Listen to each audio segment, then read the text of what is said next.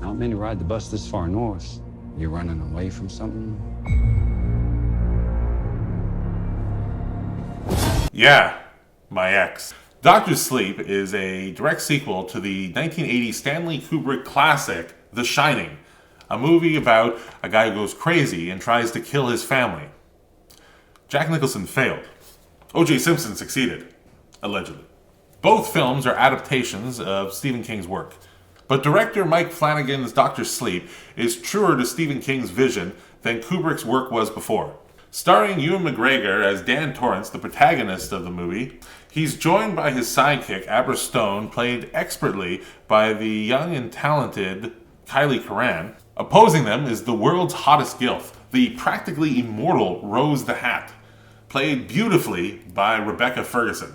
They're joined by a strong supporting cast, unlike this year's SNL. In Doctor Sleep, we find Obi-Wan Kenobi hiding not on Tatooine, but in New Hampshire, as the diaper-changing nurse Dan Torrance, who's battling both alcoholism and depression. You could say he's no longer shining as bright as a diamond. Elsewhere, we are introduced to Rose the Hat and her band of traveling junkies, the True Knot, who are all on the lookout for their next fix. In order to maintain their near immortality, they roam the land feeding on the life force of children, in a way even an R. Kelly fan couldn't defend. Seriously, guys, haven't you heard of Botox? Meanwhile, you have the young, talented shiner, Abra Stone, who's trying to become BFFs with a morose Dan Torrance via supernatural Reddit. Her path eventually crosses with the True Knot after she grabs Rose's attention, thus drawing Dan into the fray as well. And you know where this is all going? Back to the hotel. And with a naked old lady waiting in the tub. Ewan McGregor, as always, is a standout. With an immaculate American accent that puts Dr. House to shame, he is able to convey just how broken and distraught Dan Torrance is. McGregor's performance makes you want to root for Dan to find some peace and normality in his life, something he just hasn't had since before the events of The Shining. On the other end of the spectrum, you have a brilliant villainess, Rose the Hat, channeled by Rebecca Ferguson. Ferguson shuns her typical heroine roles for the challenge of a character who is disconnected from her humanity, often displaying immense menace to those who oppose her, yet love and tenderness for her family. Joining the two leads is young standout Kylie Curran, whose precocious take on talented teenage shiner Abra Stone brings into focus the carousel of emotions that she's able to display. These emotions range from a naive arrogance to a sophisticated modesty. Curran holds her own, displaying a natural chemistry when working with Ewan McGregor, but also particularly intense scenes with Rebecca Ferguson. Other stand-up performances include Cliff Curtis's Billy Freeman as Dan Torrance's best friend, and Zachary Momo's David Stone as Abra's father. I am your father. My opinion, the good and the bad. I'm going to start by saying in the good, I thought the acting in this film was on point. The relationships between the villains with Rose the Hat and her fellow croonies, the gypsy gang of near immortals that roam the countryside, I thought they really came across as a family. They cared about each other, they supported each other, they did absolutely horrific things, and they truly were evil because they were just so selfish that their selfishness crossed many lines. They were horrible.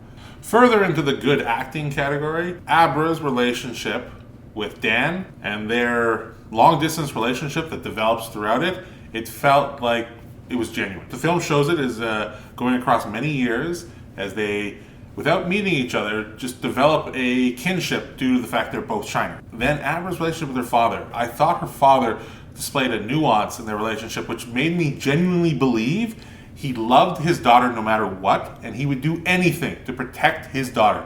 He truly, truly, truly cared about her, and that was just a wonderful thing to see. Further into the characters that I liked, Dan's story is absolutely tragic. This kid whose father tries to murder him and his mother when he's 5, 6 years old, and then eventually he's having to see the spirits of the hotel, and throughout his life he's just absolutely run down, and he's horribly terrified and depressed, and he wants nothing to do with it, and he dives deep. This guy, he's got some serious problems, hard drugs, alcohol. He is a mess. So when they eventually get around to doing his rehabilitation arc, in the story, all you can do is cheer for him to succeed.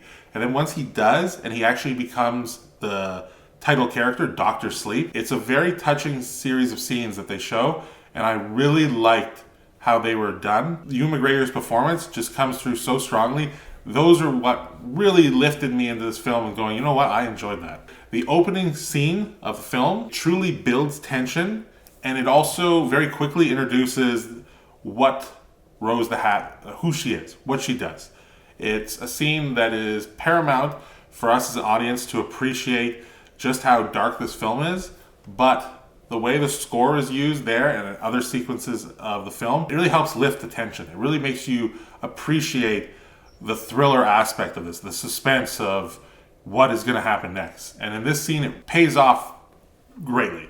I thought that was done exceptionally well, and I really enjoyed, as much as it disturbed me, the opening sequence. And now for the bad. At the very least, the things that I felt did not work for the film. Unfortunately, I felt that the directing was not what the film needed it to be. You're comparing it to Kubrick in the sense that this is a sequel to The Shining, so whatever director they were to get, there are very few who could even come close or match his skill. So the director, Mike Flanagan's he's at a big disadvantage.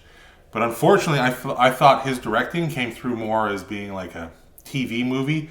The presentation with the shots that he decided to take, a lot of the time they felt frivolous, and they felt that they didn't really lend themselves too much to building the tension of scenes. The more intimate shots he handled far better, but overall, I was disappointed by it. Further along my negatives for the film, I thought that the Shining powers were hit and miss. Sometimes they were really cool and the application felt within the realm that we already knew from The Shining, as well as kind of where you could see it was going from the beginning of the film. But then as the film progressed, some of the powers began to feel almost like MacGuffins, like they were just set up to move the plot along to somewhere else, and then they're only used once. And you're like, oh, well, if you used it earlier, we could have had a different outcome, but why wasn't it being used? Even though it's the same person, like there were some scenes like that. And it was bizarre to think that you have these people who grew up with this power and more or less know how to use their power, yet they don't use powers that could have benefited them earlier, even though they knew how to use them earlier. So that kind of nagged on me. You underestimate my power! I was also disappointed with some scenes that didn't really go anywhere for the overall narrative, as well as there's a couple of pointless deaths in the film.